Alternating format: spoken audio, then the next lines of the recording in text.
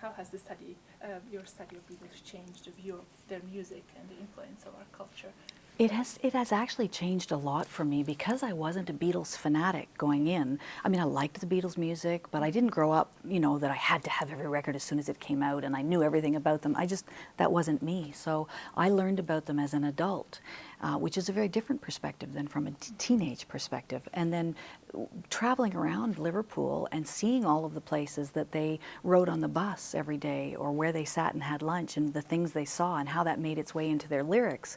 Well, I'll never listen to a song again without visualizing all of the poetry in their lyrics, and that they're actual places, that they're people, they're places that so that to me is fantastic. I love that kind of change. I hear Penny Lane now and I go, wow, I've been there.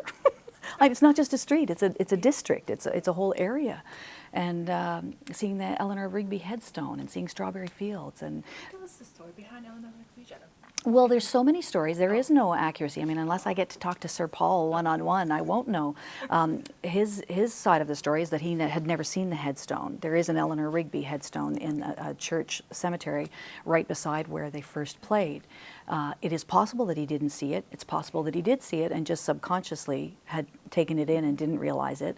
But Rigby was an extraordinarily common name at that time. And his story is that his girlfriend, who was Jane Asher, in London, one of her best girlfriends was Eleanor. And as he was writing this song, the two names, he just put them together. So it's, and then there's a statue of Eleanor Rigby actually right in Liverpool 1 that was sculpted by Tommy Steele, who's another great musician that came out of Liverpool in the 50s.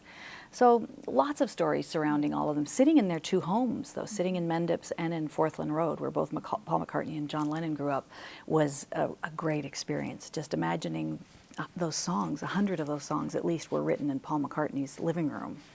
And it's interesting. I find that, and thinking of how that impact went, you know, from this small little area, and then it spread out, and then it spread out, and then it just kept, like, that's a phenomena that is really fascinating, and that's before any technology. That's just transistor radios and pirate radio at the time, because the BBC wouldn't even play the Beatles. What's the story behind that? They wouldn't. The BBC is a very conservative programming institution. It's funny, one of my most aggressive interviews while I was in Liverpool was with an announcer at the BBC in London, and he was trying to give me, what really can you be doing in the Beatles? And I said, I gave him a breakdown. I said, you know, if I told you the curriculum, it would probably hurt you. And then he laughed and he says, okay, come on, try me. And so I told him about all of the modules, and about halfway through he's going, okay, that's enough. They really frowned upon the Beatles initially. They just thought they were How long did it take for them to start playing the music? Well, it would have been. I mean, they had to come on board. They started, the Granada TV was not the main broadcasting. Granada was kind of an independent broadcasting network, and they were the ones that started to do the shows, the Thank Your Lucky Stars, where the Beatles were appearing. So finally, that ripple effect started to get so big that the pressure was too great, and the BBC had to. It would be weird to ignore it. We listened actually to some of the interviews with the BBC and the Beatles in the initial stages, and how the announcers just didn't get it. They just didn't understand. And the Beatles are always kibitzing. They were very funny guys. They were very natural. They didn't try to pretend to be anything they weren't. They didn't put on any kind of posh accents. They just talked the Liverpool Scouse that was natural for them. So. Lots to think about. I know. And I could talk forever, so you do have to cut me off. No, I don't. No, I'm just processing everything you're saying. I have one question also.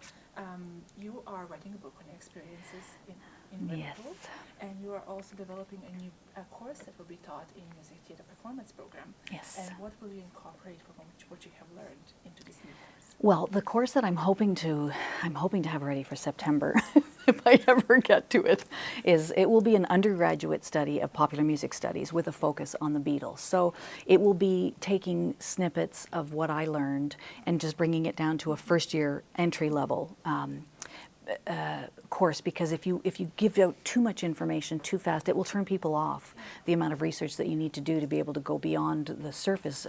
So I really have to try and break it down into manageable components. It'll be a 14-week fall course, I presume. And I'm thinking it may be open to the college wide. I'm not sure. I don't have any of the details on that. So it might just be for our students, but it might not be. And I'll have lots of video and audio and song analysis and just understanding what kind of texts you can look to understand popular music a little bit better. So. And I know you always have something on the go. Do you have any other projects? Well, my professor has talked to me about taking my dissertation and making it into a PhD. He would really like to see me continue my research on the British relationship in Canada. And it's interesting because when I was going over to Liverpool, I said to my husband, I said, I am not going any further. Don't let him talk me into anything. I'm not going to go any further. And when he talked to me about it, it made a lot of sense. And I didn't realize you can build upon what you've started. I don't need to start something completely different. I can take my master's and I can go further in that research. And already people that I would have loved to interview for my master's that I wouldn't have been able to reach have contacted me since then because of the press that I've received. And all of a sudden there's this celebrity status to being the first in the Beatles masters, and they want to talk to me now. They want to share their stories with me. So part of me feels like it's my responsibility to take the research further. So I need to take a course here on time management skills. That's what I need. So the break is in order, I think. Well, because I studied for 18 months and then I started work full time while I was finishing my dissertation. So I am exhausted. I'm like exhausted. So I would love to take a break. But I mean, I still need to develop this curriculum for the fall. So it's not going to happen before the fall. And even the book, I mean, I'm keeping all of my journal together. There's another classmate of mine in Chicago who may be co-writing this with me. It originally started, I had a title of The Brave Girl in the Pool, because Liverpool is called the pool of life. And then she has so many stories, so maybe it'll be The Brave Girls in the pool, I'm not sure. So I'm going to see Melissa Davis in Chicago next weekend, and we're going to talk about the possibilities. Do you have the most memorable story from your experiences in Liverpool that you want to share with us? Well, I think the most memorable experiences all surround the people there and how genuine and kind the people were. When I didn't know where I was going, I'd ask someone on the street and they'd literally walk out of their way to take me where I was going. And I know if I had been in London or Manchester, one of the bigger cities, it wouldn't have been the same experience. Liverpudlians really pride themselves on their sense of humor, their generosity of spirit, and I experienced that in spades.